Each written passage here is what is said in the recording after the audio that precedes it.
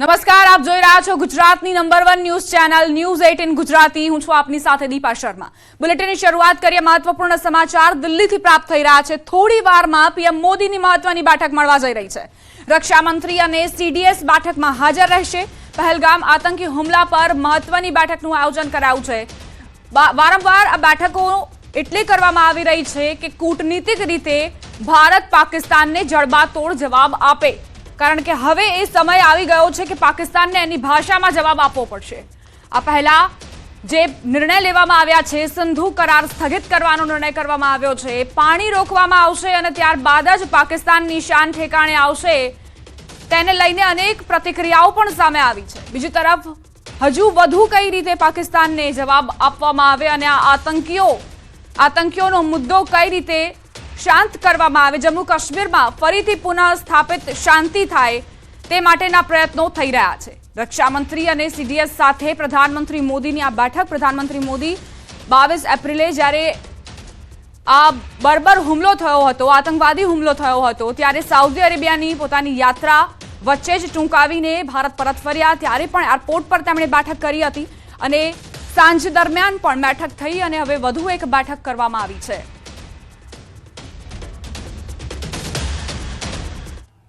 પાકિસ્તાને સતત ચોથા દિવસે સીઝ ફાયરનું ઉલ્લંઘન કર્યું। એલઓસી પર સીઝ ફાયરનું ઉલ્લંઘન કર્યું। પીઓકેમાંથી કાર્યરત આતંકવાદીઓ સામે એક્શન। પાકિસ્તાન પર ભારતની ડિજિટલ સ્ટ્રાઇક। પાકિસ્તાનની 16 યુટ્યુબ ચેનલ બેન કરાઈ છે। પીએમ મોદી સાથે રક્ષામંત્રી રાજનાથ સિંહની બેઠકનું આયોજન કરાયું છે। થોડી જ વારમાં આ બેઠક શરૂ થશે। પાકિસ્તાનની 16 યુટ્યુબ ચેનલો જે હવે ભારતમાં પ્રસારિત નહીં થાય તેની ઉપર બેન કરવામાં આવ્યું છે। પ્રધાનમંત્રી મોદી અને રક્ષામંત્રી રાજનાથસિંહની બેઠક અને તે પહેલા આ જાણકારી કે પાકિસ્તાનની નાપાક હરકતનો જવાબ દરેક મોરચે આપવામાં આવશે, પછી એ સૈન્ય રીતે હોય કે પછી કૂટનીતિક રીતે હોય। પાકિસ્તાન પર ભારતની ડિજિટલ સ્ટ્રાઇક। ઘણા એવા ચેનલ્સ છે પાકિસ્તાનના જે ભારતમાં ઝેર પીરસી રહ્યા છે અને તે જ ચેનલને બેન કરવા માટેનો આ નિર્ણય લેવામાં આવ્યો છે।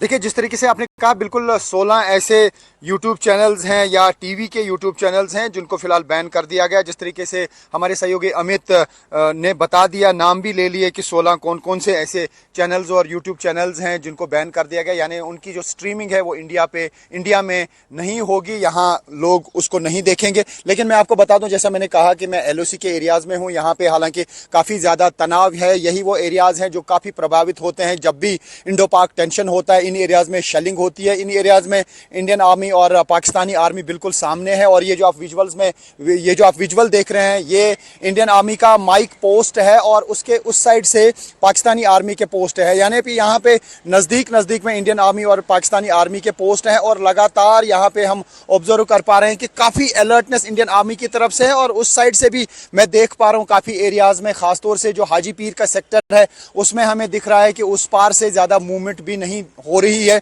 7 ऐसे बैंकर हैं पाकिस्तानी आर्मी के जो मैं क्लोजली देख पाया और कल भी मैं इसी एरिया में था।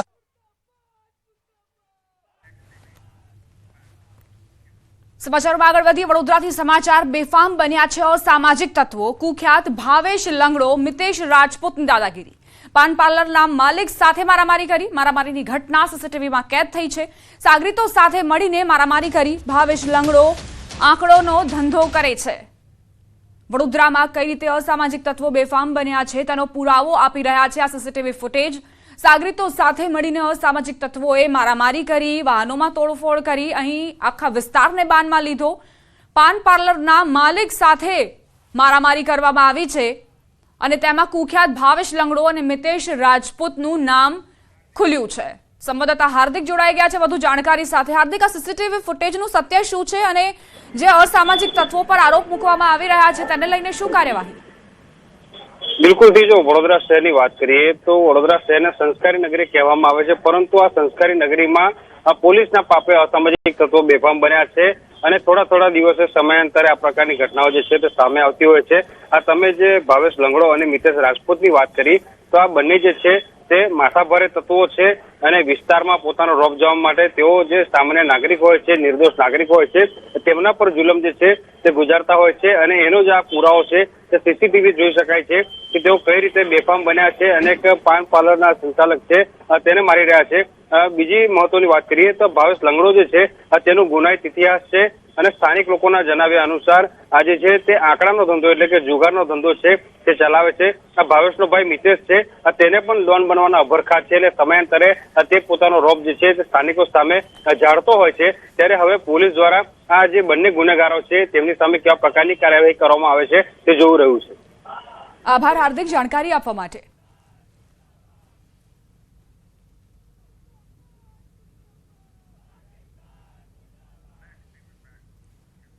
ગુજરાતમાં હવે પોલીસ ટેકનોલોજીનો ઉપયોગ કરીને ગુનેગારોનો કોઈ પણ ખૂણેથી શોધવા લાગી છે. ખાસ કરીને ડ્રોન ટેકનોલોજીનો ઉપયોગ કરવામાં આવી રહ્યો છે, જે ખૂબ જ કારગર સાબિત થઈ રહી છે.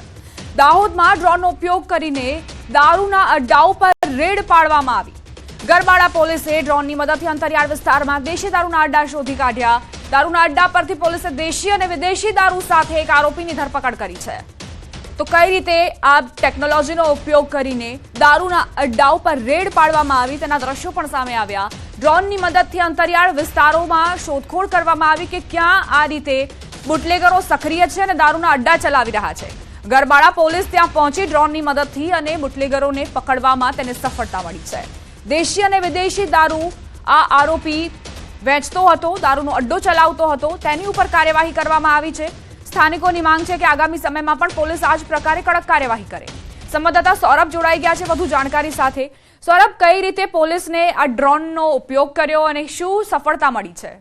બિલકુલ કહી શકાય કે દાહોદ પોલીસને જે ડ્રોનના મારફતથી અનેક સફળતા મળી છે, અનેક એવા નાસ્તા ફરતા આરોપીઓ પકડાયા છે અને ટ્રાફિક વ્યવસ્થામાં પણ સારી સફળતા મળી હતી. ત્યારબાદ હવે દાહોદ પોલીસ દ્વારા જે વિદેશી દારૂને ઝડપી પાડવા માટે પણ જે ડ્રોનનો ઉપયોગ કરવામાં આવી રહ્યો છે. ગરબાડા પોલીસ દ્વારા હાલ ડ્રોનની મદદથી અંતરિયાળ વિસ્તારોમાં ડ્રોન પેટ્રોલિંગ શરૂ કરવામાં આવ્યું હતું અને દેશી દારૂની જે અડ્ડા ચાલી રહ્યા હતા તેના પર લાલ આંખ કરવામાં આવી હતી. સાથે સાથે કહી શકાય કે પોલીસ દ્વારા દેશી દારૂના અડ્ડાઓ પણ ઝડપી પાડવામાં આવ્યા હતા, તેમજ વિદેશી દારૂ પકડવામાં પણ પોલીસને સફળતા મળી હતી. જો કે હાલ પોલીસ દ્વારા રેડ દરમિયાન એક આરોપીની ધરપકડ કરી છે અને અન્ય જે ફરાર આરોપીઓ છે તેઓની પણ શોધખોળ હાથ ધરવામાં આવી રહી છે. કહી શકાય કે જે દાહોદ જિલ્લા પોલીસ દ્વારા જે ડ્રોનનો ઉપયોગ કરવામાં આવ્યો હતો ત્યારે ભૂતકાળમાં પણ તેઓને અનેક એવી સફળતા મળી હતી.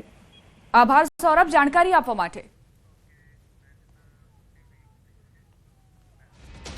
સમાચાર અમદાવાદથી પ્રાપ્ત થઈ રહ્યા છે. ચંડોળા તળાવ વિસ્તારમાં કાર્યવાહી વીજ કંપનીએ કાર્યવાહી શરૂ કરી. કાયદેસરની વીજ જોડાણને લઈને કાર્યવાહી કરાઈ છે. વીજ વિભાગની પોલીસને સાથે રાખીને કાર્યવાહી કરવામાં આવી છે. ચંડોળા તળાવ વિસ્તારમાં આ કાર્યવાહી ચાલી રહી છે. વીજ કંપનીએ આ કાર્યવાહી શરૂ કરી છે. ગેરકાયદેસર જે પણ લોકોએ વીજ જોડાણ લીધા છે તેની સામે કાર્યવાહી શરૂ કરવામાં આવી છે. વીજ વિભાગની જાણ વગર ગેરકાયદે રીતે લોકો પોતાના ઘરમાં કનેક્શન લઈને વીજ ચોરી કરી રહ્યા છે તેવી જાણકારી મળતા જ પોલીસ એક્શનમાં આવી છે. વીજ વિભાગની સાથે પોલીસ રહી છે અને કાર્યવાહી શરૂ થઈ છે. વીજ કંપનીએ આ કાર્યવાહી શરૂ કરી દીધી છે. જે પણ ગેરકાયદે જોડાણ લેવામાં આવ્યા છે તેમની સામે, તેમના માલિક સામે કાર્યવાહી કરવામાં આવશે. પોતે લાઇટ બિલ ન ભરવું પડે અને સરકારી તિજોરીને નુકસાન થાય તે આશયથી કેટલાક લોકો ગેરકાયદે વીજ ચોરી કરતા હોય છે.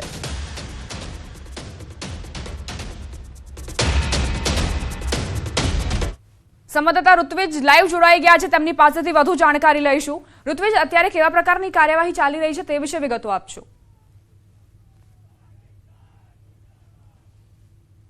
વાત કરીએ તો હાલ જે ટોરેન્ટ વીજ કંપની છે તે વીજ કંપનીના અધિકારી અને જે કર્મચારીઓ છે તેમના દ્વારા સર્ચ ઓપરેશન શરૂ કરવામાં આવ્યું છે અને આપ જોઈ શકો છો દ્રશ્યની અંદર કોઈપણ પ્રકારનો અનિચ્છનીય બનાવ ન બને તે માટે પોલીસ કાફલો અહીં સાથે રાખવામાં આવ્યો છે.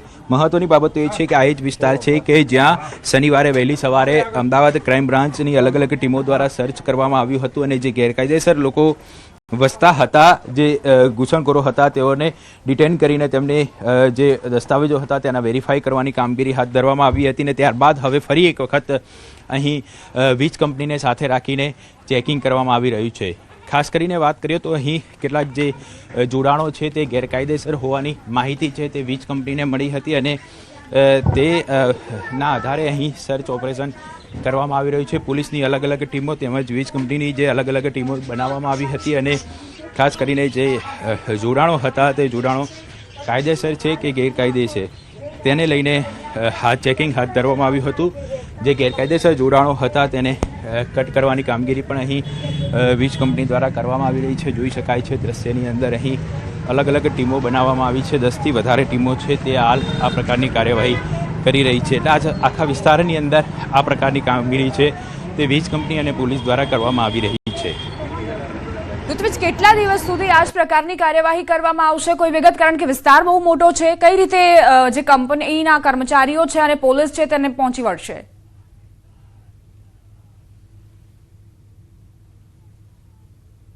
અલગ અલગ ટીમો બનાવવામાં આવી છે અને આ ટીમો દ્વારા હાલમાં આ પ્રકારની કામગીરી કરવામાં આવી રહી છે. મહત્વની બાબત એ છે કે જે પણ વિસ્તારની અંદર આ પ્રકારની ગેરકાયદેસર જોડાણ જોવા મળી રહી છે ત્યાં વીજ કંપની દ્વારા ચેકિંગ કરવામાં આવી રહ્યું છે અને ત્યાં પછી આ જે જોડાણો કાપવાની કામગીરી છે તે કરવામાં આવશે.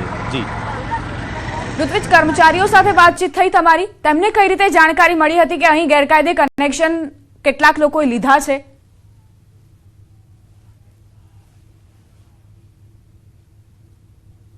જે શનિવારે વહેલી સવારે અહીં અમદાવાદ ક્રાઇમ બ્રાન્ચની અલગ અલગ ટીમો બનાવવામાં આવી હતી અને તે ટીમો દ્વારા અહીં સર્ચ ઓપરેશન કરવામાં આવ્યું હતું અને ત્યારબાદ આખો જે મામલો છે તે બહાર આવ્યો હતો. પોલીસ તપાસ દરમિયાન હલો જી ઋત્વિજ.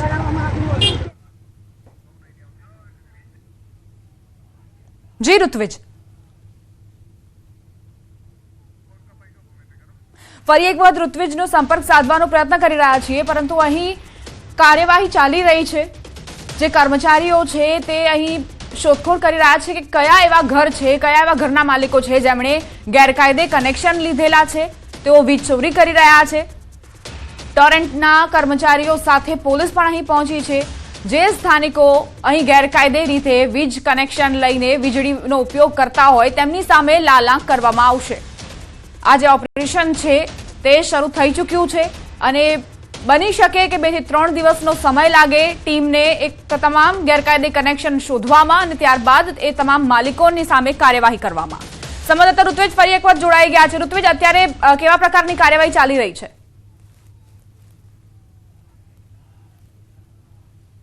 આપ જોઈ શકો છો દ્રશ્યની અંદર જે જગ્યાએથી આ કનેક્શનો અહીંથી લેવામાં આવ્યા છે, એટલે કે અહીં માત્ર ને માત્ર જે મીટરો લગાવેલા હતા તે માત્ર ને માત્ર દેખાડારૂપ હતા. જે વીજ લાઇન હતી તે બારોબાર અહીંથી લેવામાં આવી હતી, એટલે કે મોટા પ્રમાણમાં અહીં વીજ ચોરી કર્યા હોવાનું ધ્યાનમાં આવ્યું હતું. એટલે જે વીજ કંપનીના કર્મચારીઓ છે તેના દ્વારા આ જે જોડાણો છે તે કાપવાની કામગીરી આપ જોઈ શકાય છે દ્રશ્યની અંદર હાલમાં અહીં ચાલી રહી છે. આજે અહીંની જે એક મેઇન લાઇન હતી તે મેઇન લાઇનમાંથી વીજ પ્રવાહ અહીંયાથી લેવામાં આવ્યો હોવાનું જાણવા મળી રહ્યું હતું અને જે મેઇન લાઇન છે તે જ હાલમાં વીજ કંપની દ્વારા કટ કરી દેવામાં આવી છે. એટલે કે આ જે આસપાસનો વિસ્તાર છે ચંડોળા છાપરા તળાવ છાપરાનો વિસ્તાર છે, અનેક અહીં મકાનો આવેલા છે, અનેક લોકો અહીં રહે છે અને તેઓએ આ વીજ ચોરી કરી હોવાનું સામે આવ્યું હતું અને તેને લઈને જે મેઇન લાઇન હતી તે જ કટ કરી દેવામાં આવી છે હાલમાં. એટલે કે આગળનો જે વીજ પ્રવાહ છે તે કટ કરી દેવામાં આવ્યો છે, કારણ કે જે મીટરો લગાવેલા હતા તે માત્ર દેખાડારૂપ હતા અને જે વીજ પ્રવાહ હતો તે અલગ લાઇનમાંથી પસાર થઈ રહ્યો હતો.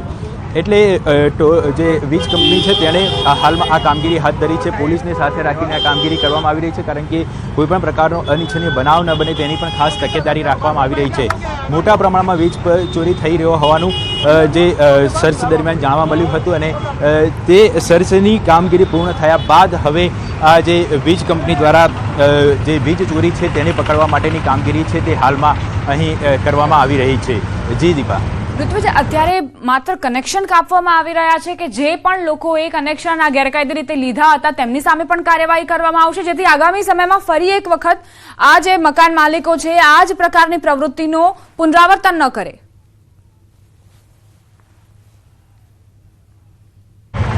દીપા, અનેક વખત આ પ્રકારની કાર્યવાહી થઈ ચૂકી છે. અગાઉ પણ અનેક વિસ્તારોમાં આ પ્રકારે વીજ ચોરી થયું હોવાનું સામે આવ્યું હતું અને ત્યાં પણ વીજ કંપનીઓ દ્વારા કાર્યવાહી કરવામાં આવતી હતી. મહત્વની બાબત તો એવું જણાવું કે કેટલાક વિસ્તારોમાં એવું પણ બનતું હોય છે કે જે વ્યક્તિ છે તે વ્યક્તિ દ્વારા આ જે મકાનો બનાવવામાં આવતા હોય છે, ગેરકાયદેસર ઓરડીઓ બનાવવામાં આવતી હોય છે અને તે ઓરડીની અંદર પોતે વીજ પ્રવાહ જે મેઇન વીજ લાઇનમાંથી વીજ પ્રવાહ ચોરી કરીને તે જે તે રૂમોની અંદર આ વીજ પ્રવાહ પૂરો પાડતો હોય છે અને પોતે પૈસા વસૂલતો હોય છે. એટલે આ જે કાર્યવાહી કરવામાં આવી છે તે વીજ ચોરીની અંદર કયા પ્રકારની મોડેસ ઓપરેન્ડન્સી હતી તે સૌપ્રથમ તો તપાસનો વિષય છે અને તે તપાસ કર્યા બાદ આગળની કાર્યવાહી છે તે વીજ કંપની દ્વારા કરવામાં આવશે.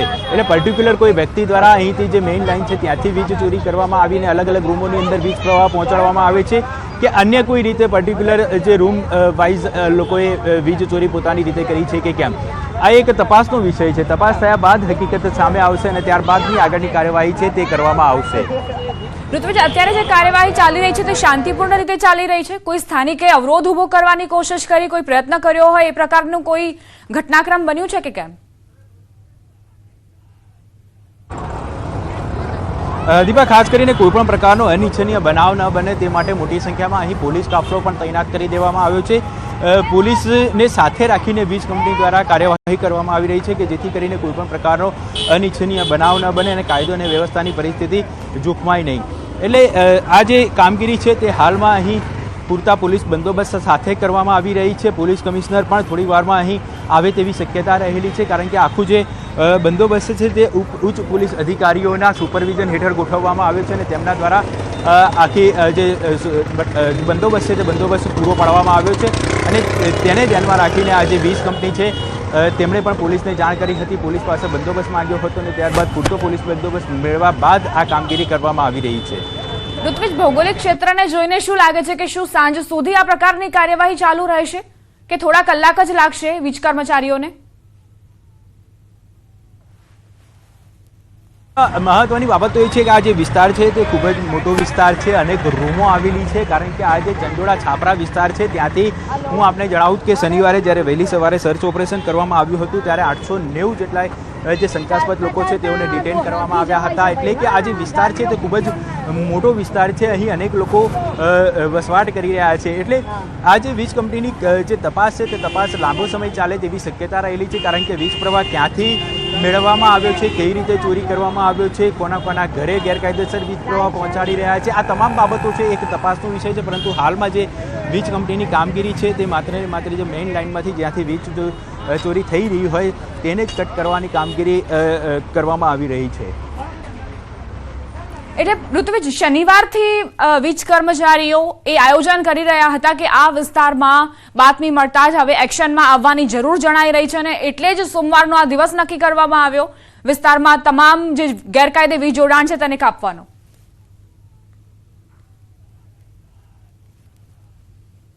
સૌપ્રથમ તો જ્યારે આ બાબત ધ્યાનમાં આવી હતી ત્યારે જે વીજ કંપની દ્વારા પોલીસ પાસે પૂરતો પોલીસ બંદોબસ્ત માંગવામાં આવતો હોય છે અને જ્યારે પોલીસ આ જે બંદોબસ્ત ફાળવતી હોય છે ત્યારે આ કામગીરી કરવામાં આવતી હોય છે. શનિવારે જ્યારે સર્ચ ઓપરેશનની કામગીરી કરવામાં આવી હતી, 2 દિવસ આ જે તમામ લોકો શંકાસ્પદ હતા તેઓના જે દસ્તાવેજો છે તે તપાસવાની કામગીરી કરવામાં આવી હતી, તેમના વેરિફિકેશન કરવાની કામગીરી કરવામાં આવી હતી. ત્યારબાદ જ્યારે આ ધ્યાનમાં આવ્યું હતું કે અહીં અનેક ગેરકાયદેસર જોડાણો જોવા મળી રહ્યા છે, એટલે પૂરતો પોલીસ બંદોબસ્ત મેળવ્યા બાદ આ જે વીજ કંપનીઓ છે તેમના દ્વારા જે વીજ કનેક્શન ગેરકાયદે વીજ કનેક્શન છે તે કાપવાની કામગીરી કરવામાં આવી રહી છે. ઋત્વિજ, આભાર તમારો તમામ જાણકારી આપવા માટે. આગળ પણ અપડેટ્સ લેતા રહીશું. તો ચંડોળા તળાવ વિસ્તારમાં જે ગેરકાયદે વીજ કનેક્શન લેવામાં આવ્યા છે તેની ઉપર કાર્યવાહી કરવામાં આવી છે. વીજ કંપનીના કર્મચારીઓ પોલીસ બંદોબસ્ત સાથે પહોંચ્યા છે. રોકાઈશું એક બ્રેક માટે. આપ જોતા રહો ન્યૂઝ 18 ગુજરાતી.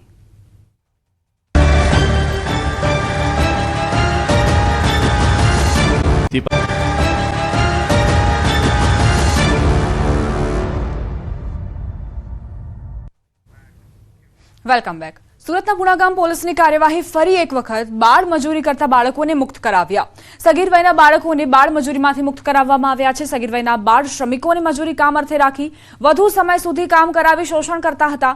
પુણાગામ પોલીસે બાળ મજૂરીની ચુંગાલમાંથી 6 બાળકોને મુક્ત કરાવ્યા. પોલીસે 2 શખ્સોની અટકાયત કરી વધુ કાર્યવાહી હાથ ધરી છે. આરોપીઓ વિરુદ્ધ વિવિધ કલમો હેઠળ ગુનો દાખલ કરવામાં આવ્યો છે. સંવાદદાતા કીર્તેશ જોડાઈ ગયા છે વધુ જાણકારી સાથે. કીર્તેશ, કઈ રીતે આ કૌભાંડ ઝડપાયું?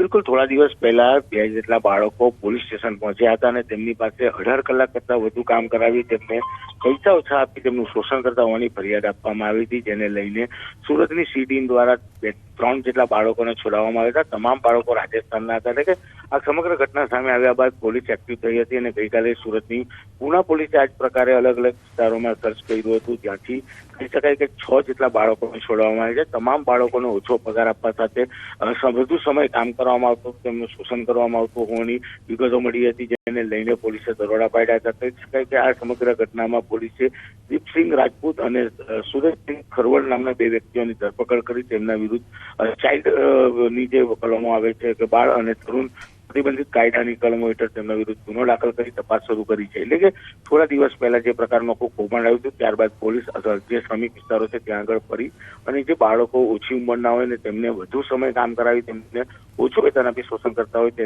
લઈને પોલીસે હવે કાર્યવાહી શરૂ કરી છે, જેમાં પૂના પોલીસે ગતરોજ આ પ્રકારની કામગીરી કરી હતી. આભાર કીર્તેશ, જાણકારી આપવા માટે. હવે આગળ વાત આતંકી સામે આક્રોશની.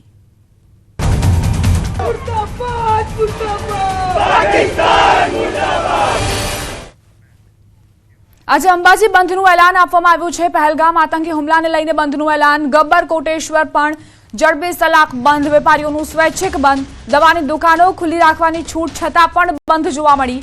બપોર બાદ તમામ વેપારીઓએ ખોડિયાર ચોક સભામાં બેઠક કરશે. વેપારી એસોસિએશન અને હિન્દુ સંગઠન દ્વારા બંધનું એલાન આપવામાં આવ્યું છે. 22 એપ્રિલના દિવસે પહેલગામમાં જે બર્બર આતંકવાદી હુમલો થયો તેના વિરોધમાં અંબાજીમાં આ બંધનું એલાન વેપારીઓએ કર્યું છે. ગબ્બર કોટેશ્વર પણ જડબે સલાખ બંધ જોવા મળ્યું. બપોર બાદ ખોડિયાર ચોક ખાતે એક સભા યોજવામાં આવી છે, જેમાં વેપારીઓ બેઠક કરશે. જ્યાં તમે નજર કરશો ત્યાં દુકાનો બંધ જોવા મળી રહી છે અને આ બંધને પૂરેપૂરું સમર્થન પણ આપવામાં આવ્યું છે.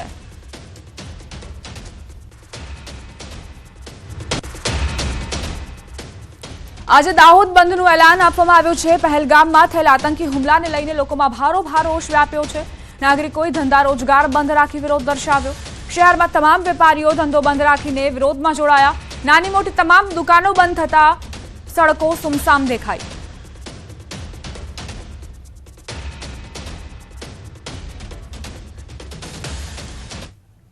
અમદાવાદમાં હવે પાકિસ્તાની આતંકવાદી કૃત્યના પગલે ઠેર ઠેર વિરોધ થઈ રહ્યો છે. ક્યાંક સ્વયંભૂ બંધ, ક્યાંક શહીદોના માનમાં રેલી સ્વરૂપે વિરોધ થઈ રહ્યું છે. ત્યારે અમદાવાદના પ્રહલાદનગર ગાર્ડન નજીક પાકિસ્તાની ધ્વજ અને પાકિસ્તાન વિરોધના સૂત્રોચ્ચાર કરવામાં આવ્યા. રસ્તા પર પાકિસ્તાનનો ધ્વજ પેઇન્ટિંગ કરેલો જોવા મળ્યો, જ્યાં સ્થાનિકો અને વાહન ચાલકો તેના પર ચાલી પોતાનો આક્રોશ વ્યક્ત કરતા જોવા મળ્યા.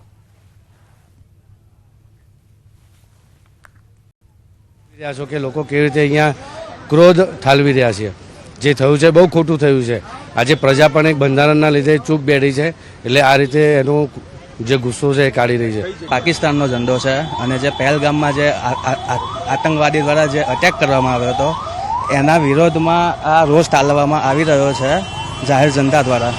અહીંયા પાકિસ્તાનનો ઝંડો બનાવવામાં આવ્યો છે, જેમ તમે જોઈ શકો છો અહીંયા, અને એના ઉપરથી વાહન પસાર થાય છે, લોકો એની ઉપર લાતો મારે છે અને પોતાનો જે વિરોધ છે એ બતાવી રહ્યા છે. તો રસ્તા પર પાકિસ્તાનનો ધ્વજ જે છે તેની પેઇન્ટિંગ કરવામાં આવી છે અને તેના ઉપર વાહન ચાલકો વાહન ચલાવીને પોતાનો રોષ વ્યક્ત કરી રહ્યા છે. જીરું વરિયાળીના હબ તરીકે જાણીતું ઊંઝા માર્કેટયાર્ડ હવે અજમાનું હબ બની રહ્યું છે. હાલ ઊંઝા માર્કેટયાર્ડમાં રોજની 3500 થી 4000 બોરી અજમાની આવક નોંધાઈ છે. વેપારીઓના મતે હાલ ભારતભરમાં સૌથી વધુ અજમાની આવક ઊંઝા માર્કેટયાર્ડમાં થઈ રહી છે, કારણ કે મહેસાણામાં ખેડૂતો અજમાના વાવેતર તરફ વળી રહ્યા છે. તેમજ ખેડૂતોને અહીં ક્વોલિટી પ્રમાણે ભાવ પણ સારા મળતા તેઓ સંતુષ્ટ છે.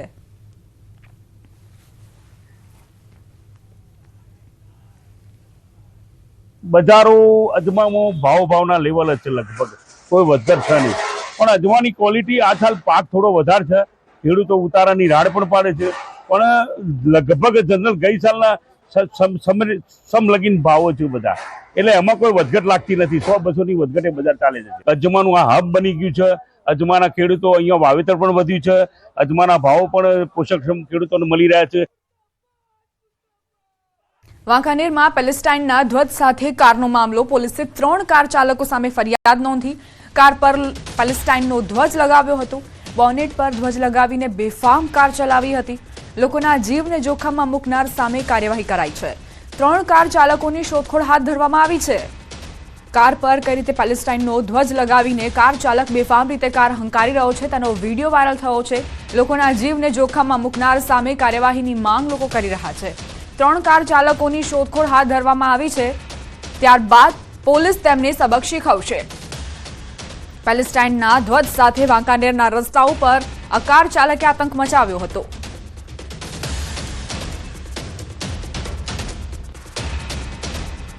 આ સાથે જ બુલેટિનમાં અત્યારે બસ આટલું જ. આપ જોતા રહો ગુજરાતની number 1 news channel News 18 Gujarati.